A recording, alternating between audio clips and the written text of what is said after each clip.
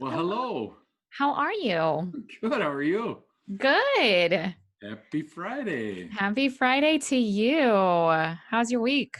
Oh my gosh, it's we're getting back to normal a little bit here in Wisconsin. So they're Good. opening some stuff up, and so it's kind of nice to eat in a restaurant where there's other people.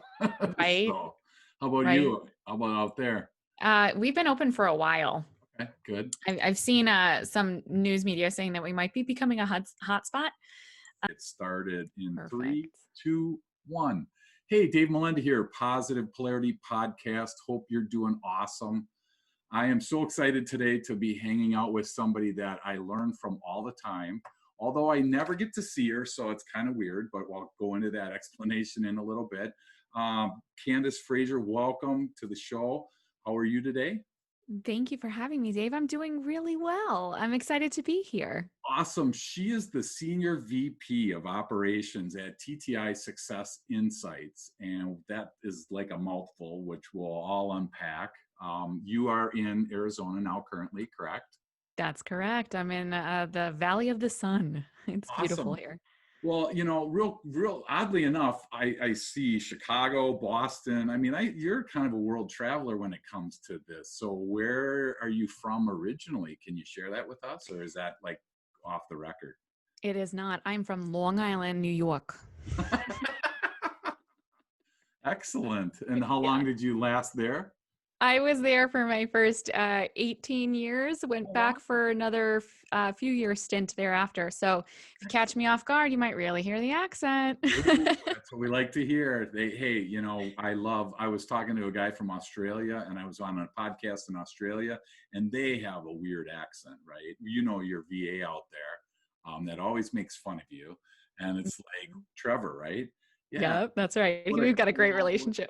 exactly. What a cool, he thinks we have the accent. I'm like, dude, seriously. So I'm again Mhm. honored that you, carved out some time out of your busy schedule to spend some time with us. So why don't you explain for the listeners a little bit about TTI, what they do? Some people may be aware of them, some people may not. So why don't you just kind of give us an overview of what TTI does? Sure. TTI Success Insights exists to help people reveal human potential. That's why we are here in this world, and that is the dent we intend to leave in the universe to help people understand their potential. We Cool. do that specifically by helping other people become aware of themselves, to become aware of the people around them, and ultimately to become aware of the organizations that they are a part of. And we do that specifically by delivering assessments and reports to individuals that go essentially deeper than discs. So we look not only at behavior, but we look at motivators and drivers and emotional intelligence. And we even have competencies. We have stress assessments. We have a host of different assessments that allow us to go really deep into an individual and look at these multi dimensions of a person's quote unquote personality. That's so cool. And so you had me right at self-awareness because as a business coach, that's what, we run into a lot of people, Candace, that don't have that self-awareness. Mm. And we see that especially in rush hour traffic because Oh, there's yeah. like that 20 feet in front of me that I'm not giving up for the world, right? There's just no way that you're getting in front of me. And I don't Right. get it. I mean, I'm 55 and I've probably learned enough. But when I was 20, obviously that was probably a little different. So age obviously has something to do with self awareness. But I love the fact that you use that because we invest a lot of time on this show as well as in my coaching to really improve our self-awareness. So you're looking at it from an EQ perspective, from an emotional quotient perspective. So is that uh, from our perspective, I know that that's one of the things that you can actually improve upon Mm-hmm. in your Mm-hmm. daily life. So Mm-hmm. how does that work? What are some things just, high level that people could do listening to really work on their EQ? Yeah, there are a lot of different factors, or actually five particular factors that go into EQ. It's awareness of self and regulation of self, as well as awareness of others and regulation of others. Okay. That fifth factor is actually motivation. So when we think about EQ, there are a few things that we can do, and some of my favorites are actually to just practice the pause. Yeah. Right. And in our particular culture, it's not always easy for us to give Yeah. space. Right. But I think that's honestly one of the foolproof methods is to not necessarily react, but to practice a pause and really give thought to what's happening around you and what's happening within you. And that's interesting because in this current situation we're in with the COVID-19, I mean, we're on Zoom calls like crazy, right? And so Mhm. I think the pause that we lost, we're almost forcing ourselves to give, because I've been on these virtual networking calls where there's 20, 30 people on. We do a sales advantage roundtable every week where, like this morning, I think we had 12, 13 people on. And we were talking about that exact thing, about not those words. I love practice the pause. I wrote that down. We were talking about just being quiet and listening, right? Mhm. And Mhm. it's so, in our world, we're cruising along at such hyper speeds that to even suggest slowing down, is like really, in most people's minds, counterproductive. But Yeah. I've noticed in my life that when I can slow down, I'm able to focus more. I'm able to deliver a better result when I do that. Mm. um, what do you find? I mean, what's for you personally? Is it hard for you to practice that pause, or Oh, have you done a pretty good job at mastering N- that? no, I'm not. And my behavioral style, it's an aspirational thing that I try to achieve every single Good. day. There you go. My behavioral style, when we look at the DISC model, which Uh, is one of the models that we use at TTI Success Insights, sure. my behavioral style, my S score, which stands for steadiness, is actually in the single digits. Yep. Yay, So you and me for both. Good job. Woohoo! So that means that I love to go fast. I love to have Yeah. multiple things going at once, and I like to make quick decisions. Let's go, let's go, let's go. Um, that does not lend itself well to practicing the pause. Sure. So it really becomes a very conscious effort on my part to be Yep. able to slow down and leave room for others, because often I'm just so eager to go, go, go, go, go. And you don't always need to do that. And Yep. specifically when you're trying to raise your emotional quotient or your emotional intelligence, Yeah. you do want to slow it down. And Yeah. it makes me think of a quote that Rick Bowers, who's the president of TTI Success Insights, always says. And it always gets me because it's so difficult for me to do. But he often says, slow down to go faster. Yeah. And it's a racing metaphor, but nonetheless, Yep. something that he always says. And so it helps me from the EQ standpoint, but also to put my lower S score, my lower steadiness score in Sure. check. Well, and it's interesting because when I sit under your teaching and listen to you, you do a very good job of throttling it down. Well, thank you. Yeah, and I, and I'm at that spot where I'm a high D. My high D, high I are way up there, single digits on the S and the C. And so I'm sitting there and I can keep up, and you're like kind of, and I know that inside you're throttling it down, and it's just like, wow, that's really good. I mean, that's a real positive thing. And that's one of the things that we like to talk about on the show is, being like a chameleon, where you adapt your way to the people that you're actually communicating with, Mm-hmm, because mm-hmm. we tend to really connect with the people that are like us, whether That's it's in right. the sales role, whether it's on the team at the office, at a, at a family reunion, wherever it is. We tend to migrate to the people that are like us. Right. And I run Right. into people like I've just met, and I'm like, man, I feel like I've known you my whole life, And then there's Because they're Uncle just like George. us. You have known them your Exactly, whole life. right? And then there's Uncle George at the family reunion. That, oh my gosh, engineer George, and everything's practical in his mind, and I, for the life of me, cannot connect with him. Yeah. And it's so hard because we have such different personalities. Tell us a little bit about how you have kind of acclimated your way into your current role, for instance, at TTI. Yeah, I'll give a really specific example here. I work with a team of customer care team members, Okay. and we call them solutions consultants at TTI Success Insights, and they are so good, and they are so not me behaviorally. Actually, they're my complete opposite style. Yep. So sometimes I think in a very different way, and I come from a very different perspective that they do. Sure. I'm motivated by very different things than they are. And the way that I behave is very different from the way that they Sure. behave. Sure. But the thing that I've noticed and how we've become so effective together is that they actually complete me. They allow me to see the perspectives that I haven't seen before, Yeah. so long as a leader, I'm vulnerable enough to say, I've never considered it from that perspective. Sure. Can you share more? Can you tell me a Sure. story about that? So my style, like I said, we look like we make up a whole person if we come together with their styles, right? It was like Yeah. 100 on everything when we Yep. fit There together. you go. Perfect. But those make for the strongest teams. They really do, Right. Yeah. because you're able to consider all sides of the equation. Absolutely. And I think, this is probably right now in our society, this is even more of a challenge because people are thinking that difference equals bad. I Mm-hmm. mean, we just, whether it's skin color, whether whatever it is, it's one Mm-hmm. of those things. And so I like the fact that different people create like a really strong team. Mm-hmm. But that doesn't feel natural, like on the Right. surface, right? I don't, maybe that's just me, but it feels like when I had my last company and I had 22 people on my team, Mm-hmm. we were clipping along selling $10 million annually. And it was funny because I felt I didn't have the disc knowledge that I have now. But I thought, let me hire people like me. The more people I find like me, the better this team is going to be, right? So then I Yeah. would do that.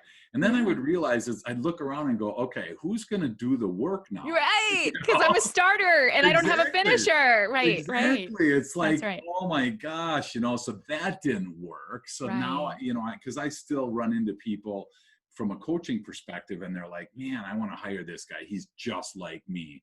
And I'm like, well, he's your inside sales guy. I'm not sure that he's going to follow through the way that he needs to, Right. whatever this job has. And I learned from TTI, if the job could talk, what would it say? I love Right. utilizing that. But it's like, this is contrary to what we're taught, really, Right. or what Right. our brain thinks. Oh, Right. more Dave's on my team, the more Candice is on your team. Right. Oh my gosh, this team is going to rock. Right. Well, we're going to sell, for me, like we'd sell a ton. If we had a bunch of meat, we'd sell it, but we'd never deliver on it. Which would Because actually impede your ability to sell it in the future. exactly, it's like, if I have it, so, I mean, I ask people, if you have the two, us old people used to get those pink, messages in front of us. If you got a Mm-hmm. message from a new customer, new opportunity, and an old customer with an old opportunity, existing customer, who would you take? And I'm just like, oh my gosh, I'd totally The take. new guy all the time. Why wouldn't you, right? And they're like, oh no, we would totally take care of and The I'm, existing customer. yeah, Right. I'm Right. learning to appreciate that. And I think that Yeah. that's what the disc model really is helping me personally as well as professionally be able Right. to appreciate those differences. And that's what I believe, like, you invest a lot of your time in helping us people, Mm-hmm. the value added associates from, TTI, to be able to, improve on that even better. So Mm-hmm. publicly, thank you for doing that, because Oh, it's really helped me. well, But thank it's you very much. I looking at, appreciate that. yeah. And I was on looking at your LinkedIn profile and I found something that I was like, I think there's a typo here, Mm, because it says there's an intersection between marketing and HR and operations. And that's those right. never, they always do this. They always conflict, at least Right. in all my life that I've been before. So I want to understand how you're able to get those to talk to each other, Yeah. and Yeah. successfully do that. I mean, how did you bridge that marketing to operations gap? Because I'm totally curious on how you did that. Well, actually, I bridged the gap earlier in my career by going from operations to marketing. Okay. And I think that's where it all started. So, many, many moons ago, I started my career at Verizon, Okay. so the telecom corporate behemoth. Okay. And I was lucky enough to enter in a summer internship program at Verizon, taking care of none other than absence management. Like riveting, right? Like so exciting. Wow. There you go. Not really. Couldn't wait to But get to work, could you? right, exactly. So I was excited though. I was 20 nothing. I was bright-eyed, I was bushy-tailed. I was going to work for corporate America. I was going to show up in the high heels and the slicked back hair, and I was going to make it Wow. through absence management. So I did a summer internship in this absence management in field operations. So I worked with those hardy souls that dove deep into the ground through a manhole, or that climbed to the very top of an unwavering telephone pole Sure. and helped to kind of manage their, first of all, the absence. But then secondly, when I came back for a second summer, I worked in a garage Okay. at Verizon on Wow. Long Island. So I was in ops. I was fully in ops. I was Okay. looking at data. I was analyzing. I was having morning huddles, even though I didn't know it was a morning huddle. We Okay. were having group ups. We were going through all these things, and I was loving it until one day I went to an intern program, which they had at Verizon because they have a lot of resources to be able to do that. Sure. I was able to see what the marketing people were doing. And all of a sudden, my green-eyed monster came There out. you go. So in marketing, they actually had a rotational program. So they Okay. would send people to, for example, into a call center, and then take them out of that and put them in the branding Sure. department, then take them into advertising. So they got exposed to all of these really cool creative things Sure. that Sure. I, from operations, working with like, basically the dirt and the grime and Yeah. like going out into the field with the steel toe boots Wow. wasn't the same as those high heels walking around in a corporate office. So I Sure. had this green-eyed monster thing going on. So I was lucky enough to get picked up by a marketing VP. Actually, I'm sorry, she was an operations VP, but she made me the marketing specialist on the operations staff. Okay. And I picked up a cross-sell upsell program called the Sell One More program Okay. and ran with it and Wow. loved it. So my origin, Dave, is actually in operations. Oh my And God. I transitioned myself like a chameleon, as you Oh, said before, into marketing. And I've used it all throughout my career. So the discipline and the regiment that comes associated with uh-huh. having a really strong operation was something that just sang to my soul. But I really dug into the creativity associated with marketing and then the data associated with performance marketing. Okay, so So here's a question for you real yeah, quick yeah. before I forget. What Uh-huh. do you like? And this will answer it for the world. Do Mhm. you like spreadsheets? I love Oh my spreadsheets. gosh. See, you're a closet C. How high is your C then on your DISC? It's pretty high. I'm a Okay. WOGO. Okay. There we So go. for those listening, a WOGO is someone who has both a higher dominance score and a higher compliance score.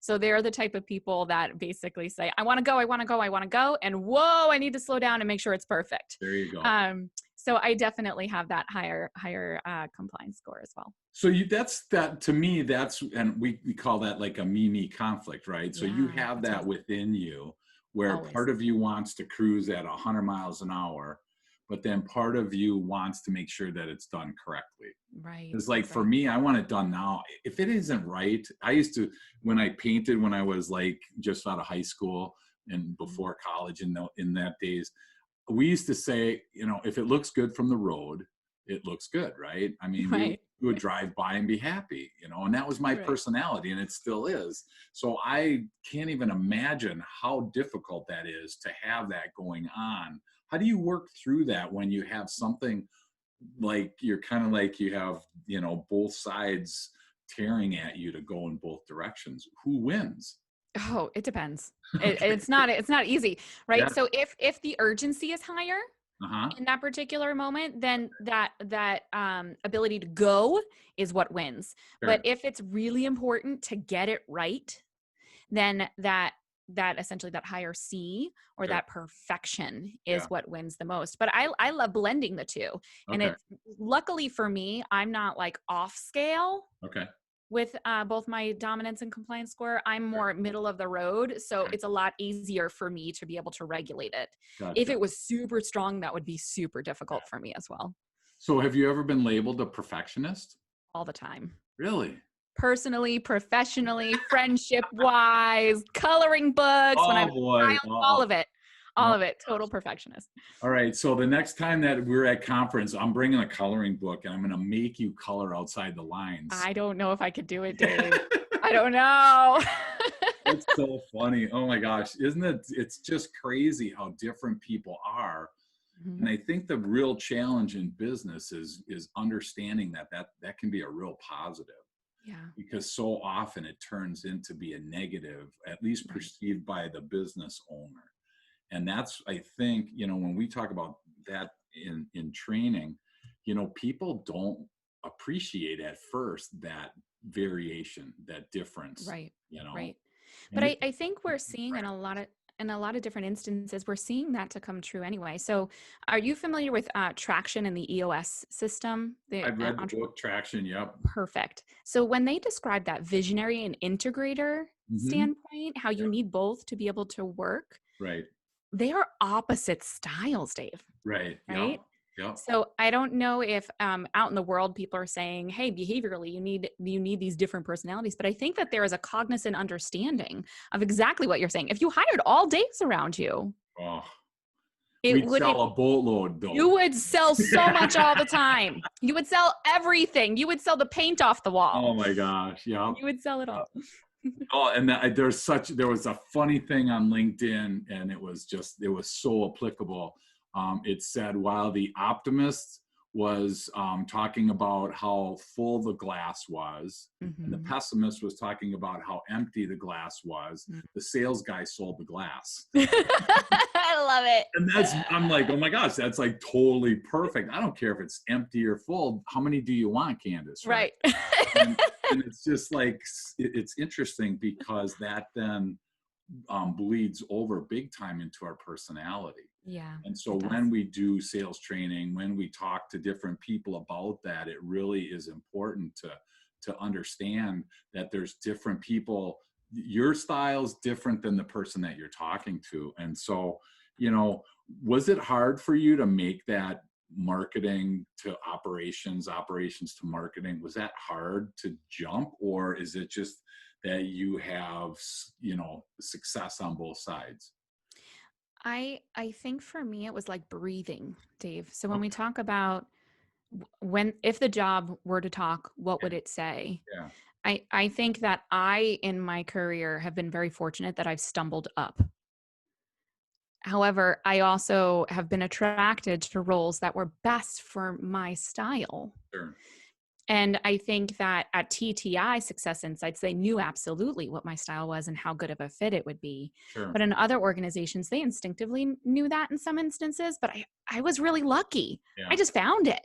And I said, that's what I want to do. And you don't have a position that's like that, but I'll do it. Like, here's the value I can provide. Yeah. And so for me, I've always had, even though I have a behavioral me conflict, Hmm. when it comes to my roles, I don't have that. I don't have a conflict between me and my job because the That's awesome. job and what it needs Yeah. is what I provide. That's great. So going all the way back to like when you hire, we talk a little bit about how would you use DISC in the hiring process? Hmm. How do you suggest that companies use a personality profile, to be able to improve that hiring process? Yeah, we recommend at TTI Success Insights that essentially an assessment or at least a job benchmark is what we call it inside the industry, that we use that as a third of the factor when evaluating candidates. Okay. Because I've been super lucky and I've built or found my jobs that were great fits for me. Sure. But if I weren't as lucky and I ended up in a role like you saying, how many glasses do you want to sell? Yep. That's not the best use of my skill sets. Sure. So what we at TTI Success Insights recommend is that you build essentially a job benchmark to understand what the job requires so that you can more accurately assess if a candidate that you had would be fulfilled by the role that you have Sure. using tools like DISC, also with 12 driving forces, which essentially measure motivation. and a host of other tools as well to be able to find those right candidates. We fundamentally believe that everyone deserves to love their work Yeah. and to be able to do it every day. Right. And one of the best ways that we try to help people in doing that is by providing those tools to be able to build that comparison and have intelligent conversations about what's best for the Sure. candidate and for the company. That's awesome. I mean, right now, unfortunately, when you look at the state of the US workforce, Yeah.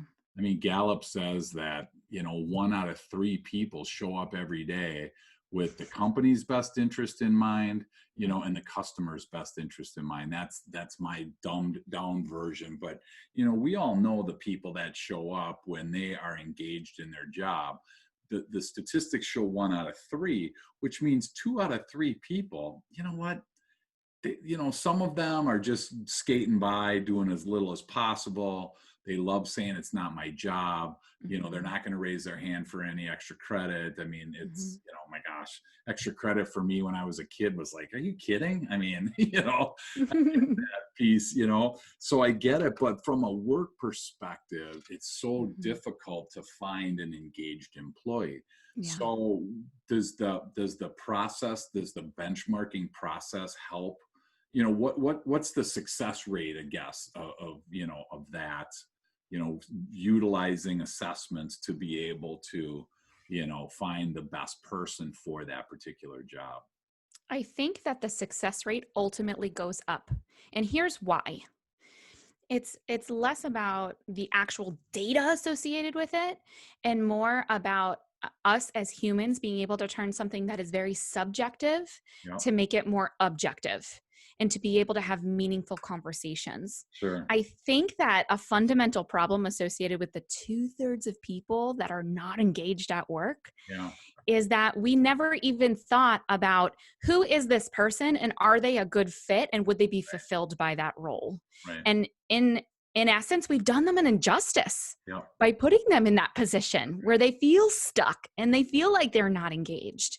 So we as leaders, as business owners, have an obligation to make that better, to take on that 2/3 problem and either reverse the stats or just completely wipe it out so that we are putting the best people in the best roles. That's so awesome. I run into people that blame everything on everything except for they'll never take any responsibility. I mean, it's the Right. weather, it's the government, it's, whatever, but the competition, the market, the Right. customer. I mean, Candice, we've heard it all, right? It's Right. rare for someone to say, you know what, it's me. Right. And when you get a leader to say, it's me, what can I do to improve? That's like a blank slate. That's like an artist's, Mhm. dream. That's Right. a coach's dream to be able to help that person along in that situation. You know, I it's when I look at a resume, I just actually, my daughter is in transition, and she sent me her resume, and it was Mhm. like, sorry, Dana, if you're listening, and she knows it. We It love was, you, Dana. yeah, exactly. Sorry, girl. But there wasn't one thing on her resume that wasn't like about her. It was all so mechanical. There wasn't Yeah. what culture do you like? Right. Tell me a little bit about yourself. So, Right. I'm sending her the assessment, the disc assessment, so that she can use some of the words that are in there. Yeah. I've been Yeah. finding some really good success for people that use an assessment in transition. It's Yeah. one thing for the employer, so to speak, to have the employee or the candidate take that assessment. It's really another thing for somebody, because a lot of people, Candice, are like, I don't know, what do I do? I'm in between. I don't know what I like. I don't know what I don't like. Right. What job's good for me? Are you aware of any, in your travels and experience, are you aware of any assessment or any tools that people like that would be able to use to really kind of understand better, you know, at least push them in the direction of Yeah. something that they might, want to explore for a career? I think it was really insightful, Dave, that you sent her the tools that you have at your disposal, because I think that there is something to it. So when we talk about marketing Yeah. ourselves as a brand, Right. and when we become more aware of what we like and what we don't like, even if it's not, I want to be a nurse at a pediatric oncology office, Right. right? Like, even if it's not that specific, Yep. if we can at least identify where our strengths are and where our weaknesses are, we could start to articulate our LinkedIn profiles. We can start to articulate our resumes in a way that for marketers attracts the ideal employer and Yeah. repels the Yeah. anti-employer, Exactly. Yep. so that Dana would never get stuck in a role that she doesn't like, because Right. she's infusing some of that. Here is me, Yep. right? These are, for example, if she were like you and wanted to sell the glass out from under the half glass, Yep. glass half full, Sure. glass half Yep. empty people, Yep. if she were to able articulate that on her LinkedIn profile, on her resume, on her portfolio, any of those things, then she would be able to, and more likely to, find an employer that appreciates that, that recognizes that they need that in their organization, Right. and then be able to be Yeah. working with them. That's awesome. And I'm telling people, print out your assessment Yeah. and bring Yeah. it with you on your job interview. Number Yeah. one, you're going to set yourself apart from the other people. I'm just working Totally. with somebody now. They said they cut the applicants off at 95 or 100. And so it was 100, they cut it off, and they Wow. discarded 95 and they picked 5. And the person that I'm working with made the top 5. And I'm like, Wow. you got to really look now. How are you going to separate yourself? That's right. Because you could easily lie and say everything they want you to say, which But you wouldn't be happy. everybody finds Right. out at the end, and to you, Right. exactly, you're not happy. I mean, I've interviewed hundreds of people, and some people are really good at interviewing, and then I hire them, and I go, do you have like a twin? Because what you told me in the interview is not happening right here. Right. And that's Right. what I like about the assessment. It's kind of like a third party that That's right. says, hey, I can tell you, Candice, whatever I want, and you kind of have to believe me. But if Yeah. I hand you 60 pages of a trimetrics EQ, and here's 60 pages, here's my behaviors, here's what motivates me, and here's my EQ, I mean, that's pretty hard to compare with. And I'm going to get a good idea if your culture requirements fit our culture, That's you know. right. And, Your internal culture matches our culture yeah, of our organization. absolutely. If I Yeah, may, Dave, share with you the story of how I came to TTI Success Insights, yeah. because obviously we use the tools. We eat our own dog food, right? And Hopefully. so, right? Yeah, we Yeah, do. Exhaustively. good. So when I first came to TTI, it was almost 4 years ago. I had submitted my application on one of the job boards, one of the platforms, and we had found that there was a match with my resume and a match with the phone screen. So they said, we'd love to send you a survey, a link to this tool that helps us to understand you. So I go in and I take the Oh, tool and fish I on, come huh? out. Oh my God, they found me out. And here's how I know.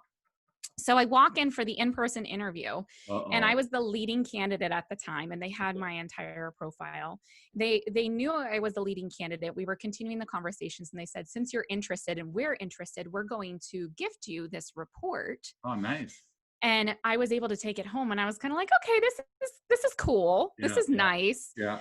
And then I brought it home to my husband, and I was like, I don't know, what do you think? And I handed it to him, and Whoops. he Bad read idea. right, he read just the general characteristics, Yeah, which is basically a 3-paragraph summary at the very beginning of the report. right. And he had the paper, he looked up at me, he's like, oh, they nailed you. Oh my gosh. They totally know who you are. Like they know you to a T. So it's amazing that this tool, this resource, can really get to know the person underneath the Right. surface, even if you can't articulate it. Yeah, Because when I decided to join TTI, they knew exactly who they were hiring, sure, to the point sure. where my husband said, "Oh, they figured you out already." Yeah, for And sure. all you did was took a short questionnaire. So it was hilarious. That's awesome. And that's what's so powerful about using that type of a tool. I mean, when I look at the ways to and ways not to communicate with somebody, 2 pages. I mean, if you didn't know that about yourself and somebody walked up and said, Candice, what's the best way for me to communicate with you? I mean, who asked that question? And, Right. but yeah, that's like 85% of our success day in and day out at work is not our drive, our education, our passion. It's due to how well we communicate. That's So exactly in right. reality, I could walk into TTI the first day, they knew nothing about me, and I could start speaking in Russian. And it was like, oh my gosh, what did we just do? And Hmm. that's so often what happens. And that's That's why I right. think these tools are so powerful, because we're able to, help people understand how they communicate, understand how they want to be communicated with. I mean, like we jump to the back and talk about the ideal environment of somebody. Oh, that's a powerful page. Yeah. And it's Yeah. like, so you imagine walking into a job interview and you have this, and somebody, and you now kind of, it's not that you take over the interview, but you start to show them what you know about yourself and what ideally the environment is that you want to look at. And I Yeah. try and explain it, and I say, hey, here's the deal. If you're a rose, and I plant you in sand and I water you once a month, you're not going to make it. Right. That's exactly right. Just That's like exactly if right. you take a cactus and put it in dirt and water it every single day, you're not going to make it either. Right. But That's all we right. do is kind of flip flop those, and all of a sudden you have this really powerful, environment. And I encourage people to really utilize an assessment, whatever they want, but the disc from TTI is just so powerful. I mean, 60 pages about yourself. It's almost like, oh my gosh, what's next? Right. You keep Right. flipping through, and it's like, oh my gosh, Oh, I people. don't know if I'm ready for the next thing. You flip Exactly. it over, You you're like, look at ah, this. they got You me look again. at this. Yeah. So that I is love it. so cool. So, Mm, what do you think from a marketing perspective? hmm. Because I look at this from that side, and I think that, like, when I market my company, I'm trying to I'm understanding that there's four primary people that are looking at this. And if I talk all about one of the four, quadrants in the disc, I'm going to miss a bunch of people. That's right. If I keep talking about how fast I can do it, how quick Hmm. results you're going to be, Hmm. results oriented, but I don't talk about the human side, or I don't talk about Hmm. the quality. I mean, each one of those are different. So for somebody that's listening that is, working with marketing, how do you kind of integrate those different personalities into that marketing campaign?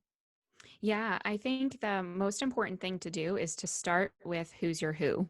Simon Sinek has a great talk. I believe it's a TED talk where he talks about the golden circle. So at the core is the why, then you get to the how, and then you get to the what. But Gotcha. I think at the very, very center is the who. Okay. Who are you for? And being able to identify who you are for will help you to adjust your marketing strategies no matter what you do.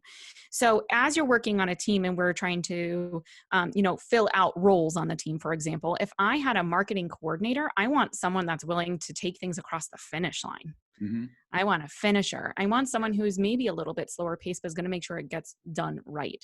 Sure. If I have a marketing strategist, I want someone that's a bit more thinking broadly, maybe a little bit more visionary, Sure. right? They might be a little bit faster paced. They might be staying on top of trends. They may not be as concerned about perfection, but instead just understanding what's coming up.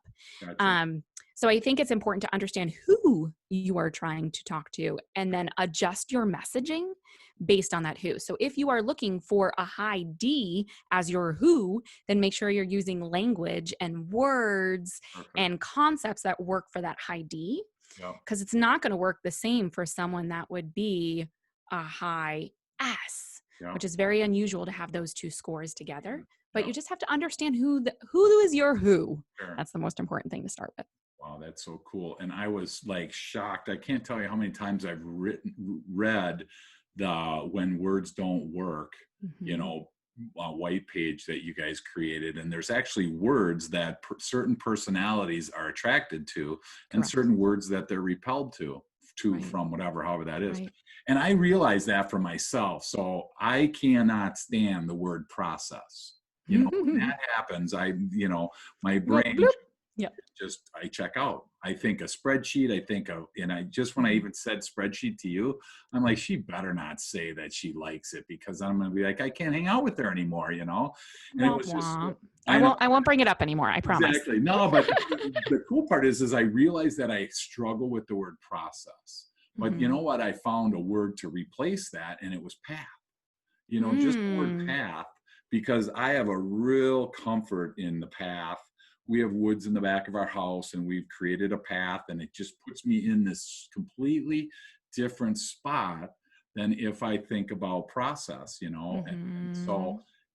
I mean, do you find that marketing is, you know, that word specific at times to make Yes. sure that you're hitting the right people with the right message? I think that there aren't as many business owners or entrepreneurs or marketers that think about their words specifically. And we see some bigger brands that are doing that, right? So I recently saw a campaign by Coca-Cola that was focusing a bit more on nostalgia, a Okay. bit more on things used to be great, Yeah. right? And Sure. they really have an acute understanding of their who. They've been classic for so long. Exactly. They're really targeting that person that is attracted to the idea of the way things would be. Sure. um, and they understand it, but I think that as individuals, as business owners, as entrepreneurs, or even just as marketers, that the words that go into a story are what make them incredibly powerful. And we totally, like, I now that I'm aware of that, I'm like really stuck on words, you know. So I Hmm. start to realize that the message is of just a bunch of words together. But if they mess something up or they're out of place, it's like it changes the whole thought process, you know? Absolutely, it changes who wants to engage with you ultimately. Um, so if you use a word that works with someone, a word that attracts them to you. So if you say spreadsheets to me and process to me, I'm going to go, "Ooh, do tell me Yeah. more." Yeah, But if I exactly. were to do the same thing with you, you would start looking around and yeah, you would start Eyes to check glaze out. over. Yeah, it's bad. Yeah. I mean, and I'm probably, Candice, it's because my D and I are in the upper 90s. Yeah. You know, it's probably, and I single digits, like under 5 for S and C. Hmm. It's so bad. I mean, it's so not bad. It's so pronounced. It's just so easy to pick up that people that know me, I'm like, oh my gosh, really? Right. So if someone says to you, "Just relax." I How know. does that how does that work for you when someone goes, "Relax, Dave?" Right? Another one that you're like, I have to laugh at you right now because you're offending me so badly, right? Exactly. Like, It's like, okay, we're done. Thanks for hanging out exactly. with us, Candice. All right, get out of here. Right. Well, and then Yeah, the same thing happens for me, right? So that's one of those trigger words for someone who might be that higher D with a lower S. Like, sure. relax is not in the vocabulary and it doesn't work. Like, when someone says to me, "Just chill out, just relax," it's kind of like, no, I Yeah, don't want to, right? So no, being able to identify those behavioral indicators right. gives us a great opportunity to be able to communicate more effectively with those around us. That's so cool. Mhm. So, as we start to come in for a landing on this, Mhm. what would you give for a business tip of the week? What would be Mm. something that you would just, you know, what's on your heart that you like, wow, you know, this is what I learned, or this is what I think, you know, what's a good business tip of the week for our listeners? To be very careful with the words that Okay. you choose to use with your audience or with people that you work with, to be able to understand what's really going to compel them to action, but also understand what's going to either tune them out or just completely turn them off.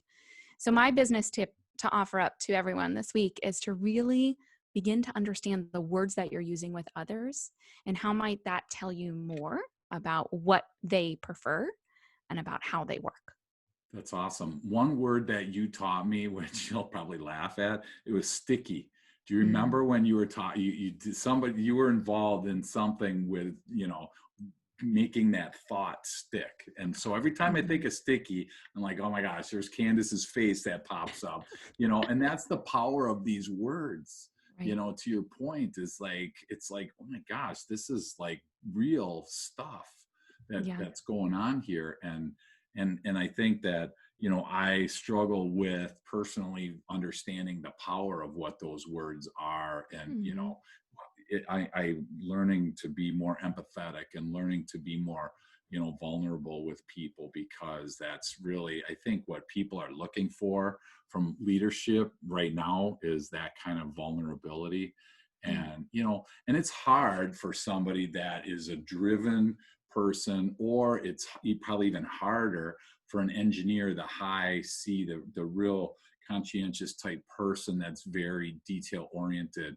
It's got to be hard to get emotional, and be vulnerable. But that's, Hmm. again, if we all have us, there's a struggle we all have. It's just they look different for each of us. So Yeah. awesome. Well, so what's one thing that this is a fun question. What's one Mhm. thing that most people don't know about you? One thing that people don't know about me is, well, we covered that I am from Long Island, so I say Yeah. walk, talk, and chocolate when I'm around family. You really, Uh, I gotta ask, because I can. Do you really change how you talk in when you move when you're out in New York yes. that way? Really? Yes. Yeah, I do. I do. I remember coming home from college at one point. I went to school at James Madison University, go Dukes, in Harrisonburg, Virginia. And I came home and I said to someone, can we talk for a second? And they said, what'd you say? I said, can we talk? You mean, can we talk? What's wrong with you? Right. So there's a little bit of that adaptation, the same way Okay. that we would want to adapt your behavioral style. I have to adapt every so often. But I had a conversation with my mother the other day and I said, I'm your daughter. And I was like, oh my gosh, there it is again. So we So covered that. TAWK is how you, TA, that's how you spelled talk. right. That's Okay. exactly right. And Long Island is a large piece of grass. It's not long. It's Long Island. So I think maybe that's something to note. I think some people that work with me often Sure. know that when I get under pressure a little bit, I that accent does come out a little bit more, and my Wow. words kind of tumble. That's Um, interesting. but yeah, I've adapted it. I've been away from Long Island for many years now, Okay. so it's kind of gone into the background. But every so often it shows up again. Well, I've never heard it prior to today, so thank you for sharing it with our listeners. No What's the problem. best way, if somebody was interested in learning more about you, learning more about TTI, learning more about DISC? Obviously, we're involved heavily with you guys, and we're Mhm. super excited with the partnership that we have with you. But if somebody wanted to learn more about TTI or Candice or some of the things that you talked about, what's the best way for them to reach out to you? Yeah, the best way to reach out to us at TTI would be to visit ttisi.com. That's ttisuccessinsights.com. Either of those places are great, but my platform of choice, Dave, is always LinkedIn. Sure. Okay. I'm on there all the time, having conversations with people, liking things, consuming content. So they can find me on LinkedIn at Candice Frazer.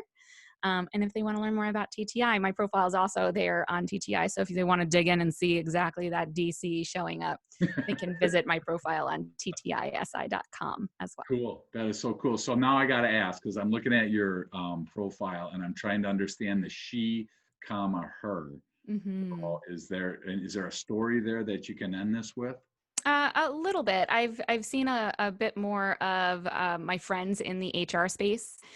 Specifically, I have some friends that work in big banks in Virginia. I see some that are on Long Island, and they started using the she, her, or he, him, or variations of that for gender. As time has gone on, so I've actually put my pronouns on there as a way to resonate with other HR representatives in the field that found that this was an important trend as well. So Oh, I've letting never them seen know we're that in the same before. community. My gosh, didn't even know that. See, I Yeah. learned I learned something from you all the time. That is so cool. Well, Yeah. thank you Thank you. so much for hanging out with me today. I greatly appreciate it. I learned a bunch. I love practice the pause. That's going to be my brain for the weekend here, is to try and figure out how to do that. So again, thank you so much for hanging out with us. And I just appreciate everything that you're doing for me personally, as well as for my business. So keep it going, and look forward to seeing you around out and about. And we can't go to Arizona right now, but that too will pass. So It will. It we'll get will. We'll out be there. together again Yes, soon. we will But be it's out there soon. So it's again, been so much fun, Dave. Thanks for having me here. absolutely take care. You too.